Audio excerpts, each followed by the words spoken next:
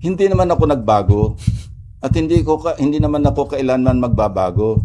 Ang nagbago si Senator Marcoleta kasi nawala siya sa hulog. Hindi na siya in sync with reality.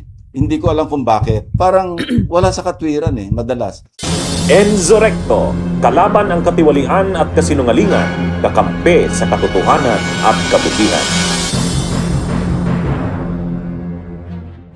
Sir, napansin lang namin kahapon sa privilege speech nyo, hindi nyo binanggit yung names ng mga nirekomenda na isailalim sa preliminary investigation, although nasa slides. Yeah, napakahaba Dahil niwasan nyo lang na tumagal. Kasi nung inorasan namin, at least 45 minutes, magro-roll call pa ako doon. Sayang naman yung mga 10-15 minutes na guguguling ko. Pwede namang i-scroll. Bahala na kayong humabol. Magtrabaho naman kayo. Akala namin iniwasan ninyo na kahit paano mapahiya yung mga nandun. Hindi naman. Kasi kung ganun ang ko, hindi ko i-scroll yun. Diba? Iano ko na lang, sabihin ko lang, there are some legislators, both from the Senate and the House. Gaganunin ko na lang. So, yun lang yun. Kasi mahaba, Kakapagod. Hindi naman, nakakabawas ng boses nakaka-garalgal din Okay, Daniel and then Nympha. Sir, pwede po pa-elaborate lang yung sinabi niyo kahapon para maiwasan yung contractor. Ano po yung nakikita niyo ngayong solusyon? Kasi knowing na marami. Beneficial owner. Para hindi makapagtago under a corporate veil, Kasi, siyempre, hindi sila yung nakalista as directors. Pero kung magpapasa tayo ng batas na being the beneficial owner, na alam naman na maililink sa kanya yung contractor, yung corporation ng contractor, pwede na silang habulin. Basta malink lang, sir. Basta ma-prove na actually, ikaw may-ari niya, nilagay mo lang sa kamag-anak mo, nilagay mo lang kung sinong dami mo. Yung gano'n. Sir, sorry hindi ko lang kung gusto niyo sagutin to. Pero may patutsada po kasi si Senator Marcoleta kahapon sa inyo, yung tungkol daw sa sinabi, parang inahangaan daw niya kayo dati, and then parang nagbago daw kayo. Gumuho daw yung kanyang paghanga sa inyo. Alam Inalagay nyo, kayo sa pedestal. Noong nasa media pa siya, hindi pa siya congressman, hindi pa siya senador, talagang ramdam ko naman yun kasi pag ini-interview niya ako, nag-express naman siya ng admiration for what I was doing sa PNP. Sinabi naman niya na kinonfide niya kay Senate President na hanga ako dyan kasi walang nakagawa ng ginawa niya nung PNP siya. And I also mentioned that in my speech, di ba? Na more than 50 years, consistent naman ako. So ang sagot ko lang, hindi naman ako nagbago at hindi naman ako kailanman magbabago. Ang nagbago si Senator Marcoleta kasi nawala siya sa hulog. Hindi na siya in sync with reality. Hindi ko alam kung bakit. Kasi alam naman natin, di ba, sa balik-taktakan, parang wala sa katwiran madalas. Sinabi ko na nga na until I gather the necessary or the majority signatures, I'm not yielding the floor. Tatayo pa rin siya, sasabihin niya na unusual. Sana kung nag-aral siya, nagbasa siya sa Senate Archive, na hindi unusual yon. That's one of the usual occurrences sa Senate na any senator may not grant to be interpellated. Di ba nga minention si Senator Miriam, sponsorship speech, not even a privilege speech. Nag-co-sponsor siya sa reproductive health. Andito rin ako noon But she refused to be interpellated. Yun ang medyo unusual, may she rest in peace. Pero nag-sponsor ka, at least man lang, ma-interpellate ka. Pero that's still, bottom line, that's her right not to be interpellated. So what more a privilege speech? At saka sa akin naman, hindi naman absolute na ayoko magpa-interpellate. Gusto ko lang, mag-share tayo ng responsibility. Magpirma kayo, di-interpellate niyo ako till the kingdom come. Pero so nagsimula ba na maging contra-fellow niyo si Marcoleta nung palitan niyo siya as Blue Ribbon Committee Chairman? Simula nung kami, yun ang pinag-ugatan ng pagiging BFF namin dalawa. Parang, ewan ko lang sa akin lang ito, parang hindi niya matanggap na napalitan siyang Blue Ribbon. Kasi alam nyo, nung nagpo-form kami sana, nasa minority kami noon, kami 5. Senator Soto, Senator Lawrence, Senator Mix, Senator Risa, and ako. Tawagan namin sarili namin sa Munti Pangarap, Mythical 5. Mm-mm. Kami minority.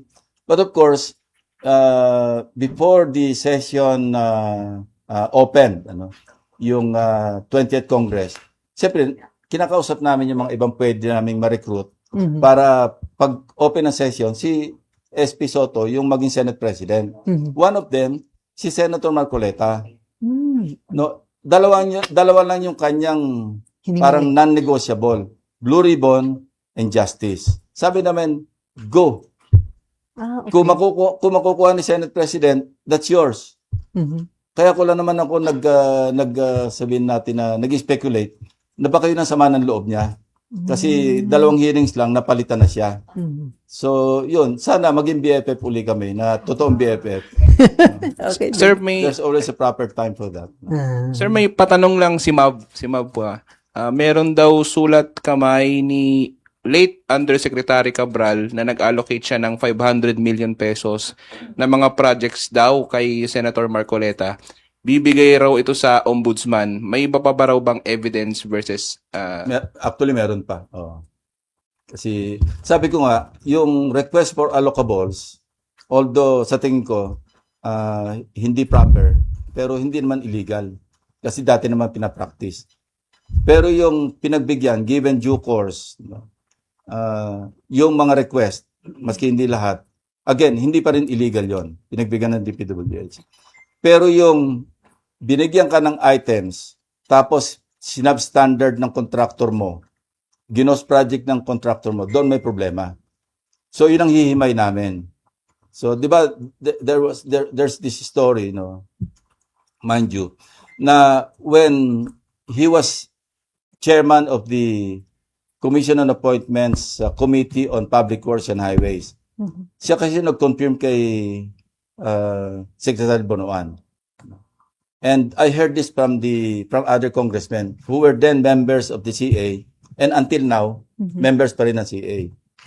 Nung nilabas ko yung merong isang congressman na nambukol sa mga kapwa nila congressmen, actually lumapit sila sa akin nung may CA kami. Mhm. They're egging me, tuloy nyo yan, Senator. Mhm. Kasi kami yung mga nabukulan. Oh. So, nabukulan sila I ni... will not mention any name, pero yun ang sinabi nila. Pero saan ang bukol yung BFF? Meaning, no, I'm not, Okay. wag nyo na akong dalhin doon. Basta Okay, sir. ito yung facts, as narrated to me by some congressmen, Mhm. na dahil kino-confirm yung DPWH secretary, bigyan nyo kami ng projects. At hindi lang ako, kasi marami kami rito, 12 kami rito sa panel ng CA. CA. Actually, 1.5 billion daw yung hinihingi. 500 lang yung binigay. Tapos nakanganga yung mga ibang kasama sa CA kasi wala naman nakuha ang project. So sir, may mga documents tungkol doon? Hindi, I'm not, ang sabi ko nga, titingnan natin baka mayroong mga substandard at sa ghost do sa mga items, sa mga projects na pinagbigyan, na implement. Doon tayo pagpo-focus. Kasi sabi ko nga, yung allocable, nasa recommendation pa lang ng committee yon na i-abolish na natin yung allocables. Kasi ito yung dating pork barrel na renamed, rebranded.